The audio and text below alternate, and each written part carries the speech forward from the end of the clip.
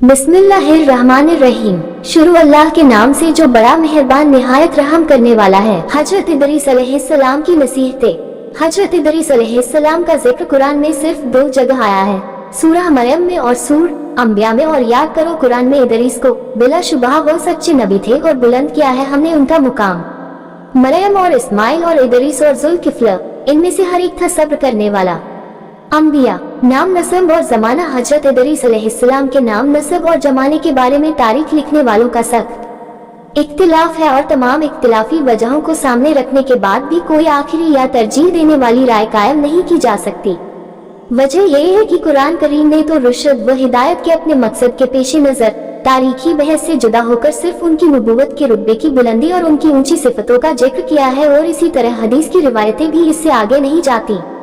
इसलिए इस सिलसिले में जो कुछ भी है वे इजरायली रिवायतें हैं और वे भी आपसी टकराव और इख्तिलाफ से भरी हुई हैं। इसीलिए थोड़े से लिखने के पेश नज़र इन दूर दराज से लाई गई बहसों से बचने की कोशिश की जा रही है। एक जमात का ये ख्याल है कि हजरत इदरीस अलैहिस्सलाम बाबिल में पैदा हुए और वहीं पले बढ़े। उम्र के शुरुआती दिनों में उन्होंने हजरत शीस बिन आदम अलैहिस्सलाम से इल्म हासिल किया। बहरहाल जब इदरीस अलैहिस्सलाम खुद से सोचने समझने भी उम्र को पहुँचे, लो अल्लाह ने उनको नबूवत से सरफराज फरमाया। तब उन्होंने शरीरों, बदमाशों और फसादियों के लिए राह हिदायत की तबलीग शुरू की, पर फसादियों ने उनकी एक बात न सुनी और हजरत आदम व शीश अलैहिस्सलाम की शरीयत के मुखालिफ ही रहे। अलबत्ता एक छोटी सी जमात जरूर मुसलमान हो गई।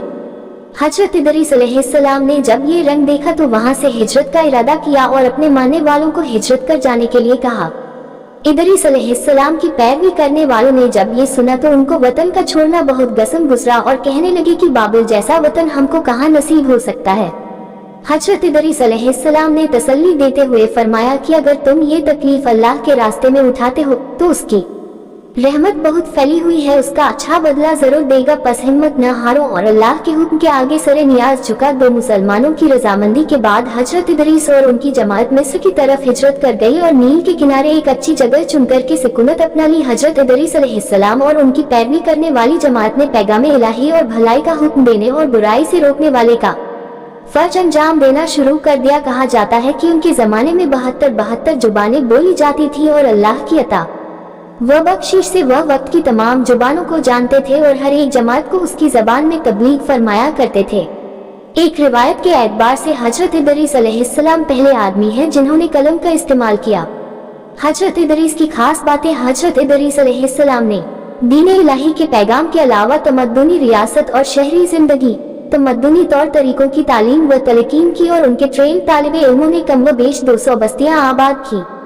हजरत इदरीस अलैहिस्सलाम ने इन तलबा को दूसरे इल्मों की भी तालीम की, जिसमें इल्म हिकमत भी शामिल है। हजरत इदरीस अलैहिस्सलाम पहली हस्ती है जिन्होंने हिकमत के इल्म की शुरुआत की, इसलिए कि अल्लाह ताला ने उनको अफलाक और उनकी तरकीब और उनके जमा होने और अलग होने के नुक्तों और उनके आपसी कशिश के राजों की तालीम दी और उनको अदद ब हिसाब के इल्म का आलिम बनाया। और अगर खुदा के उस पैगंबर के जरिए से इल्म सामने न आते तो इंसानी तबीयतों की वहाँ तक पहुँच मुश्किल थी। उन्होंने अलग अलग जातों और गिरोहों के लिए उनके मुनासिबे हाल कायदे कानून मुकर्रर किए और पूरी दुनिया को 4 हिस्सों में बांटकर हर चौथाई के लिए एक हाकिम मुकर्रर किया जो जमीन के उस हिस्से की सियासत और बादशाही का जिम्मेदार करार पाया। और इन चारों के लिए जरूरी करार दिया कि तमाम कानूनों से बढ़ चढ़कर शरीयत का वो कानून रहेगा जिसकी तालीम अल्लाह की वहय के जरिए मैंने तुमको दी है।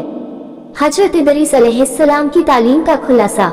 खास तौर से जनाबत, कुत्ते और सुअ से बचना, हर नशीली चीजों से परहेज करना, बाद में आने वाले नबियों के बारे में बशारत। हजरत इदरीस अलैहिस्सलाम ने अपनी उम्मत को ये भी बताया कि मेरी तरह इस दुनिया की दीनी व दुनियावी इस्लाह के लिए बहुत से नबी तशरीफ लाएंगे और उनकी नुमाया खास बातें ये होंगी, वे हर एक बुरी बात से दूर और पाक होंगे, तारीफ के काबिल और फजाइल में कामिल होंगे, जमीन व आसमान के हालात को और उन मामलों को कि जिनमें कायनात के लिए शिफा है या मरज, वही इलाही के जरिए इस तरह जानते होंगे कि कोई मांगने वाला भूखा प्यासा न रहेगा, वे दुआओं को देने वाले होंगे, उनके मजहब की दावत का खुलासा कायनात की इस्लाह होगा।